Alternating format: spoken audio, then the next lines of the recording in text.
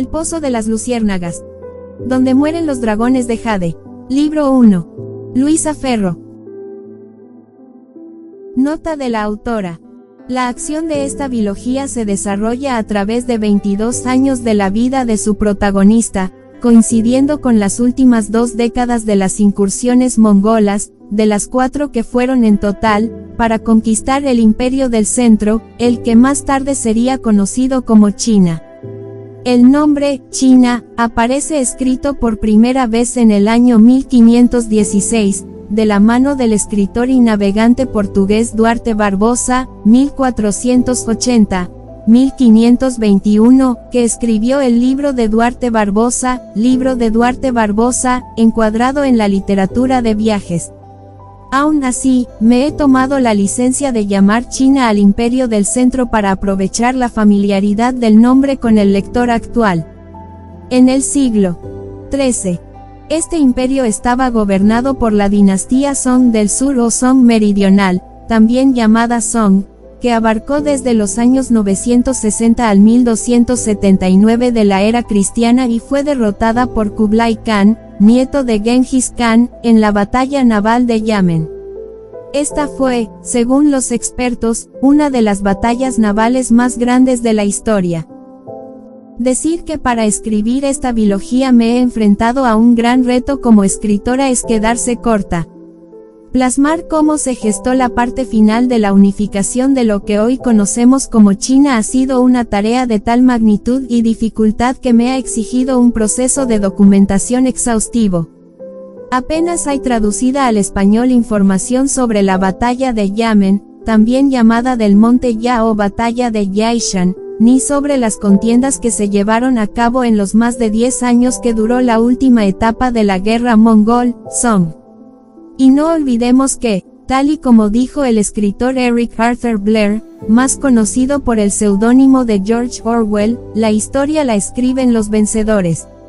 Novelar qué ocurrió desde el punto de vista chino, el bando perdedor, me ha costado meses y meses de búsqueda. Trazar mapas, contrastar datos, opiniones de expertos y un sinfín de trabajos y tesis doctorales, además de libros y novelas escritos por expertos e historiadores. He sido, por tanto, lo más fiel posible a la historia, pero también he jugado con esos vacíos o dudas razonables que se me planteaban en el proceso de documentación. Creo necesario comentar aquí cuáles han sido. Uno de los datos fue la imprecisión sobre las causas de la muerte del emperador Duzong. Según algunas crónicas, murió de repente, de muerte natural, pero otros creen que fue envenenado. Otro dato más fue la muerte del último emperador Song, el emperador niño Huaizong, también llamado Bing Di. Según las crónicas, fue llevado al suicidio por el consejero Lu Jiufu, que se arrojó al mar sujetándolo con fuerza. Pero su cadáver nunca fue encontrado, tampoco su tumba. Y, por último, la muerte del comandante en jefe Song, Shang Shijie.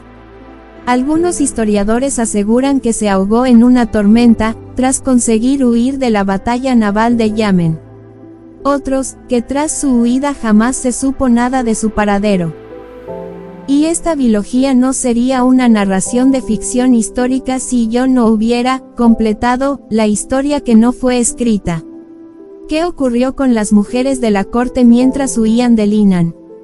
¿Dónde se hospedaron? ¿Cómo llenaban su tiempo? Un millar de preguntas sin respuesta, pues en el siglo XIII, en China, apenas existían crónicas ni información alguna referente a las damas de palacio.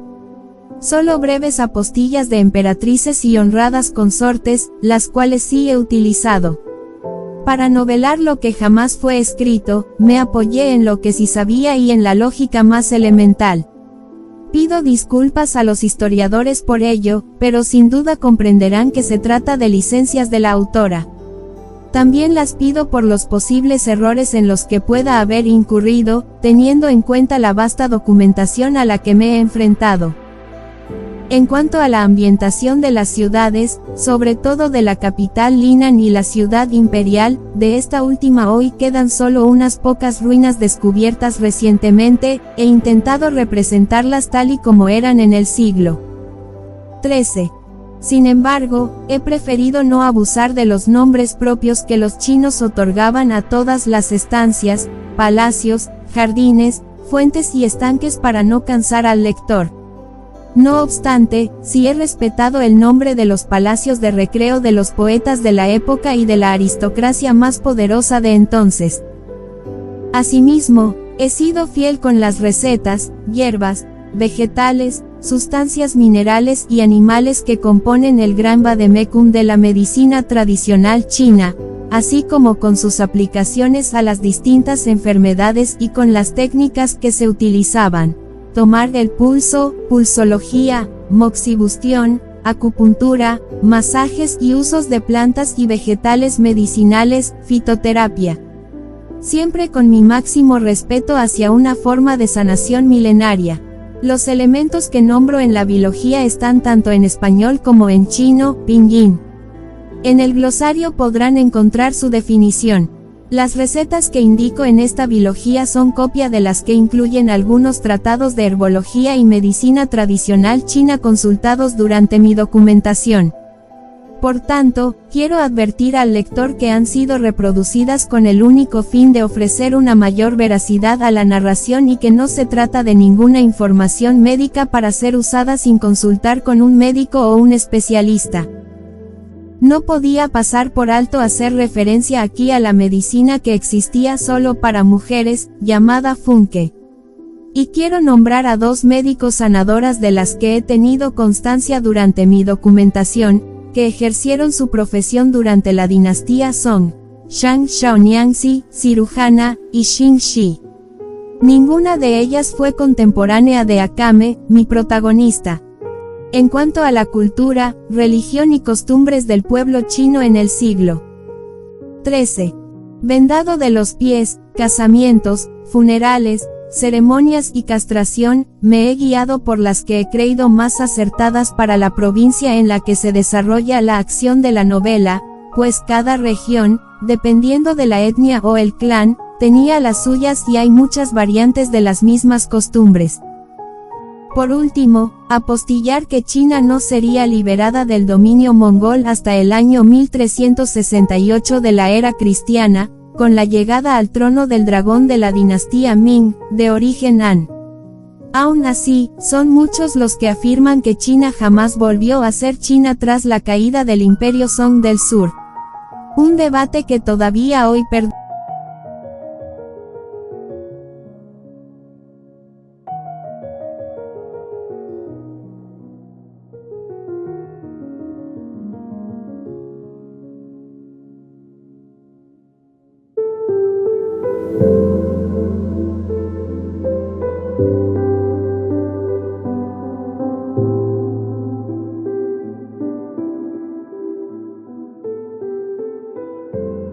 El Pozo de las Luciérnagas. Donde mueren los dragones de Jade. Libro 1. Luisa Ferro. 11. Aproveché ese pequeño respiro para leer un libro de poesía tumbada en el diván del mirador de mis aposentos. El sol del mediodía templaba la estancia. Lluvia y cascabel cesteaban a mis pies en sus esteras, mientras Longyan tocaba una suave melodía en el chin. Suspiré. Aquel momento me pareció el más reposado y familiar que había tenido en los 2 días que llevaba en el Pozo de las Luciérnagas. Anhelaba mis libros de medicina, la voz imponente de mi padre dando clase a los alumnos, el sonido metálico y seco de las cortadoras y los molinetes en el laboratorio, el olor tan familiar de las hierbas medicinales. Pero aquel respiro me supo a poco. Después de la siesta, mi suegra me reclamó de nuevo. Quería que la peinara otra vez porque se había despeinado al tumbarse en la cama. Maldije mi suerte. Al parecer, se había propuesto no darme un respiro. Tuve que dejar mi lectura y acudir a su presencia. Todos los días, después de la siesta, dijo con voz autoritaria, quiero que vengas a peinarme sin que tenga que avisarte. Ahora ordena el té y di que lo traigan al cuarto de coser. Bordaremos toda la tarde. Te he buscado una labor para comenzar. Confeccionarás unos zapatos de la longevidad para mí. Tendrás que esmerarte, porque he decidido que me entierren con ellos puestos. Contuve un gesto de asombro y desaliento, deseando que los días pasaran lo más aprisa posible y yo dejara de ser una novedad para aquella mujer, que no veía más allá de los altos muros de su pequeño reino. Será un honor, venerable madre, dije con un gesto de obediencia. Zapatos de la longevidad, repetí para mí. A los difuntos se los enterraba con un tipo de calzado especial. Eran zapatos de color azul, negro o marrón. Si la fallecida era una mujer, tenían que estar elaborados en seda, adornados con distintos bordados. Era común que hubiera una flor de loto, que estaba muy ligada a nuestra condición de mujeres, y una escalera como símbolo de la ascensión al cielo. Le pregunté si sería posible que mi eunuco nos acompañara y tomara el té con nosotras, tal y como tenía por costumbre en mi casa natal. Ya te advertí esta mañana que no quiero a ese castrado cerca. Lo mejor sería que se quedara en la cocina o en las dependencias de los criados. Seguro que encontrará alguna tarea que hacer. Aquí lo que sobra es trabajo. Suspiré con tristeza por toda respuesta. Longyan se sentiría muy ofendido por el trato injusto que estaba recibiendo. Pensé que lo único que podía hacer al respecto sería seguir insistiendo y que, con el tiempo, la anciana dama terminaría aceptándolo. El cuarto de coser era una salita acogedora, donde la luz de la tarde se colaba en sesgos a través de las celosías de las ventanas. Daban al patio interior de las casitas de las mujeres. Podía oír el murmullo adormecedor de la cascada del estanque y el chapoteo ocasional de las carpas doradas. Me llegaban voces apagadas, risas sofocadas y el ruido monótono de la rueca. Imaginé que algunas criadas aprovechaban esas horas para hacer sus labores de hilado y costura. Mi suegra se sentó en el mejor lugar de la salita, justo donde la luz del sol incidía con mayor fuerza. La flanquearon las concubinas Lan y Wei. Percibí que ambas estaban muy unidas a la venerable anciana. Apenas se separaban de ella y, aunque un poco torpes por naturaleza, se esmeraban en atender todos sus requerimientos sin dar importancia a las muestras de desprecio e insultos que recibían a cambio. Tras acomodarse, la dama Lan le entregó un bastidor. Estaba bordando un crisantemo amarillo en un paño de lino gris. Antes de retomarlo, me miró con los ojillos entornados. Tía Chiu, muéstrale a la primera esposa dónde están los patrones de los zapatos y guíala en la labor que va a comenzar. Quiero mis zapatos de la longevidad de color azul. Creo que quedaron algunos recortes del último vestido que me cosieron tus hermanas. Ayúdala a cortarlos y luego buscad juntas los dibujos de la escalera y el del loto. Dejo a vuestra elección el color de los hilos. Ya sabes que hay muchas madejas en los cestos y no será difícil dar con el adecuado. La dama Chiu me indicó que fuéramos a una habitación contigua. Me maravilló el orden que reinaba. Había 2 mesas largas y anchas en mitad de la sala, varias sillas y escabeles diseminados a lo largo de una pared y 3 anchos armarios de almacenaje. Cuando los abrió, no pude evitar un gesto de admiración. Todas las baldas estaban a rebosar de cestos y cajas perfectamente ordenados. Cada uno llevaba un trozo de tela con el nombre de lo que contenía bordado en una caligrafía admirable. Patrones, pies chinos, varas planas, aquel cuartito hubiese hecho las delicias de las mujeres de mi casa natal. A madre y a las concubinas Yan y Lixu les hubiese encantado. La dama Chiu cogió una escalera de 2 peldaños para alcanzar una caja rectangular de grandes dimensiones donde ponía retales. La ayudé a bajarla y la depositamos sobre una de las mesas. Enseguida dimos con el retal en cuestión. Era un trozo de seda color añil. Con este trozo será suficiente, dijo ella guardando de nuevo los restos de tela desechados. Nuestra suegra tiene los pies muy pequeños. Tras guardar la caja, buscamos los patrones. Ella tenía un control absoluto sobre dónde estaba cada cosa. Guiadas por las marcas de los patrones, cortamos las distintas capas de tela que tendrían que llevar los zapatos para darles cuerpo. Una vez los motivos estuvieran bordados, se elaboraría la suela, que debía llevar varias coberturas de tela gruesa para proporcionarle dureza. Cuando terminamos, el cuarto quedó tal y como lo encontramos, sin rastro de hilos ni recortes de tela. Volvimos a la sala contigua y ella presentó las piezas de los zapatos a nuestra suegra para que diera su aprobación.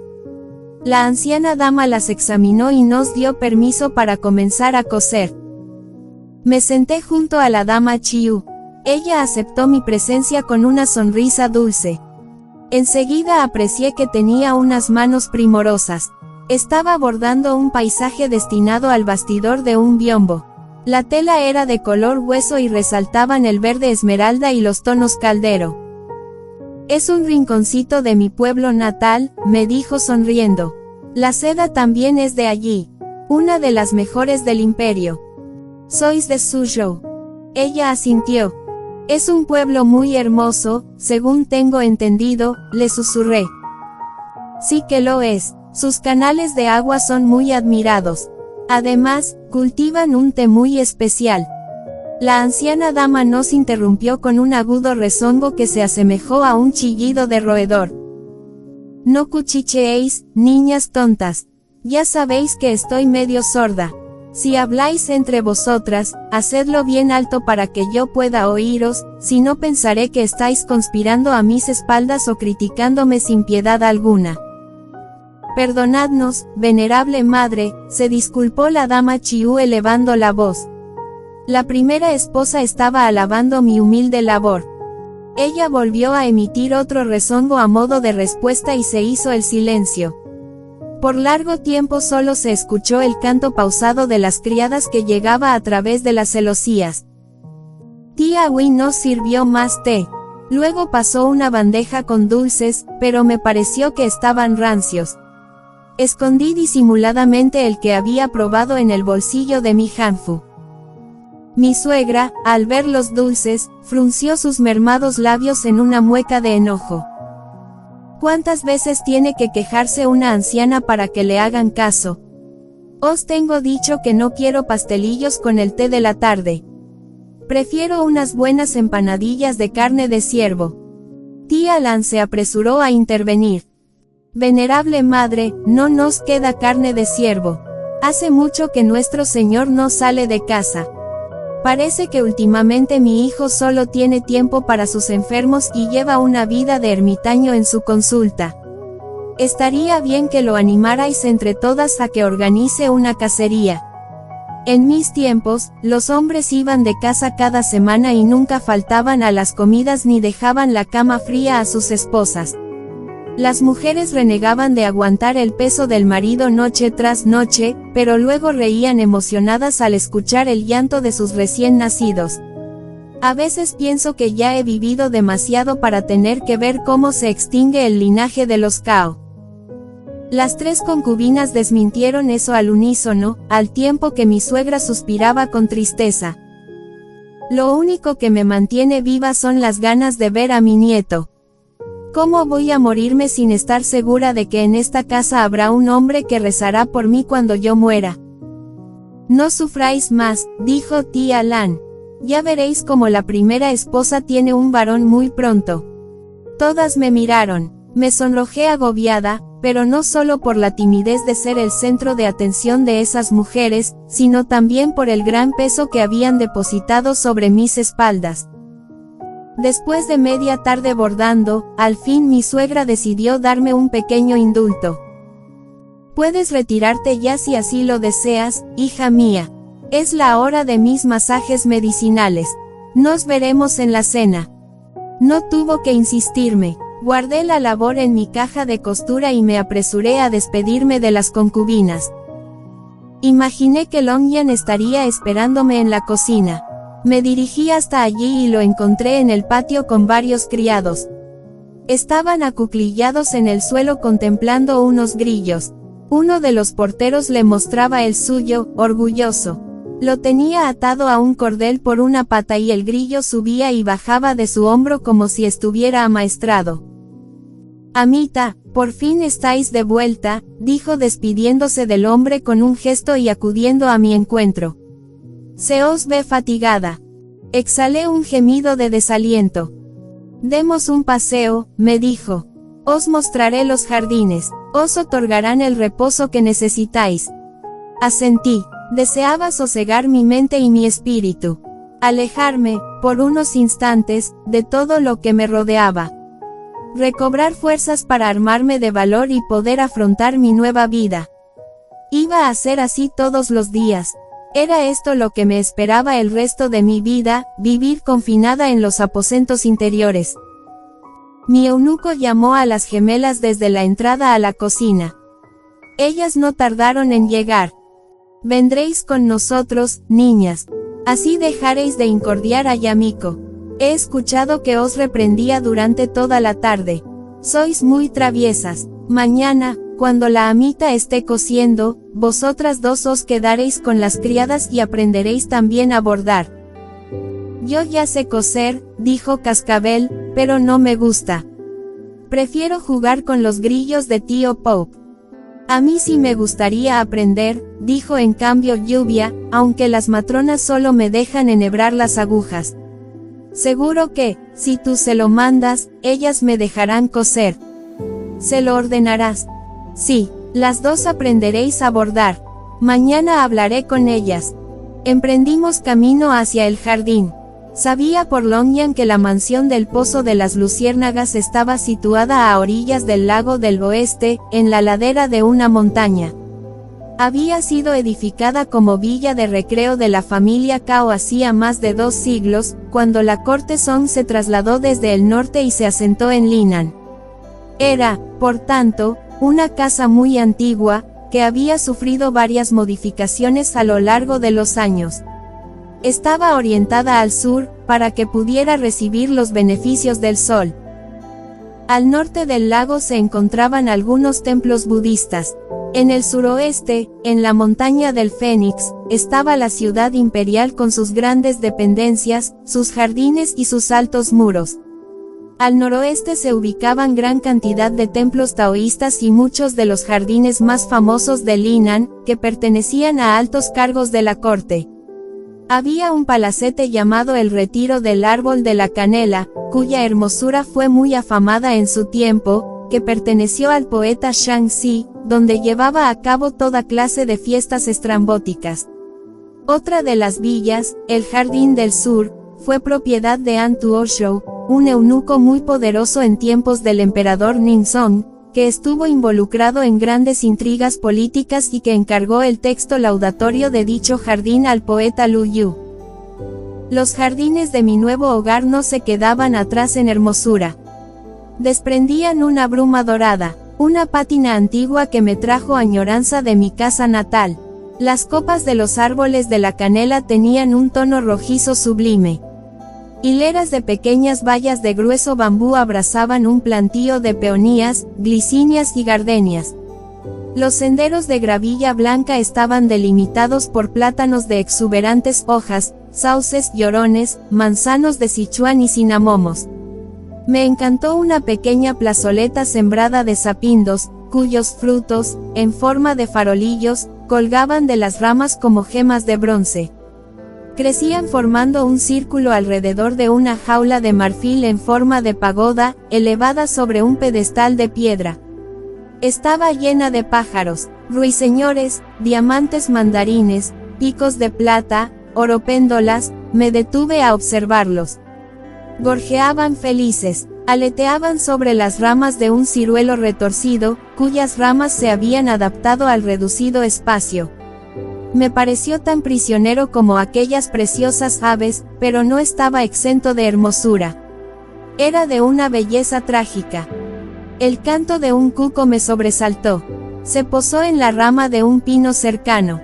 El cuco era el pájaro que señalaba el atardecer, el que traía la noche, pero también el que recibía las almas de los muertos. Sentí un escalofrío. Longyan se apresuró a echarme por los hombros mi capa forrada de piel de conejo. Está comenzando a refrescar, mi señora.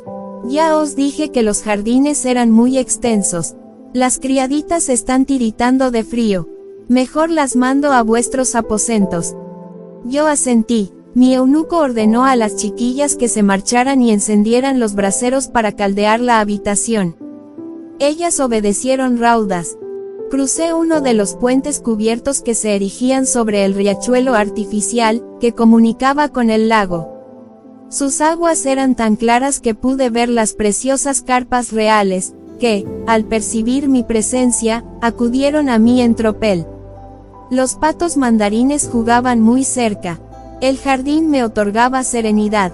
Me sentí en comunión con las rocas y con el agua, siempre en eterno movimiento. Era un verdadero santuario. A pesar del viento frío que se había levantado, yo seguí quieta, absorta en el vaivén de la gasa de mi falda, que se me arremolinaba entre las piernas. Era como si aquellos preciosos instantes de quietud me pertenecieran y temiera que al moverme se esfumaran. Disfruté de la brisa entre el bambú, de la belleza inigualable de las flores de loto y de su aroma embriagador. Era un perfecto universo en miniatura. El sonido del gong, anunciando la hora del conejo, me sacó de golpe de mi delicioso retiro. Debéis arreglaros para la cena, mi señora. No hay que hacer esperar a vuestro marido. Imagino que ya habrá llegado de la consulta. Estará cansado y seguro que le apetecerá un buen baño caliente. Me adelantaré para ver si alguna criada me informa. Id vos a vuestros aposentos y ordenad a las gemelas que vengan a la cocina para calentar agua y llevarla para allá. Puse un gesto de extrañeza. Tengo que prepararle el baño. Él asintió con un mohín. Y no solo eso, mi señora, también tendréis que bañarlo vos misma si queréis tenerlo contento. Después del día tan ajetreado que había tenido, quien necesitaba un baño relajante era yo. Seguro que me quedaba dormida dentro de la tina. Ya en mis aposentos, con el baño dispuesto y resignada a bañar a mi marido en cuanto entrara por la puerta, Longyan apareció en el umbral. No traía buena cara. Acaba de llegar un mensajero con una nota, Amita. El maestro Cao no vendrá ni a cenar ni a dormir. Al parecer tiene mucho trabajo en la consulta y dormirá allí. Por el gran Buda, renegué, no puedo creerlo. ¿Qué clase de hombre dejaba a su recién estrenada esposa plantada al día siguiente de la boda? Por una parte me sentía molesta. Recordaba las largas conversaciones con él sobre medicina en casa de mi padre y ansiaba preguntarle cosas sobre su consulta y la farmacia, aunque tuve que admitir que, por la otra, noté un gran alivio al no tener que compartir mi lecho con él. Solo imaginar de nuevo su cuerpo sobre el mío me estremecía de repugnancia y temor. Aunque no se me escapaba que a los ojos de las mujeres de la casa Cao esos desplantes iban a ser cuestionados hasta la saciedad. Es que mi marido no tiene estudiantes que puedan ocuparse de los enfermos para que él descanse. Mi padre siempre ha sido un hombre entregado a su trabajo, pero jamás se permitió faltar de su casa por las noches. Ignoro las costumbres del maestro Cao, mi señora, respondió Longyan con cara de circunstancias. Yo también las ignoro. Mi relación con él fue la de una alumna aplicada hacia su maestro.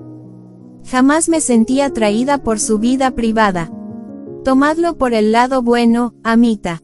No tendréis que bañarlo ni agasajarlo y podréis dormir a pierna suelta. Egoístamente me pareció que esa no sería una mala opción, pero al día siguiente mi marido tampoco apareció en todo el día.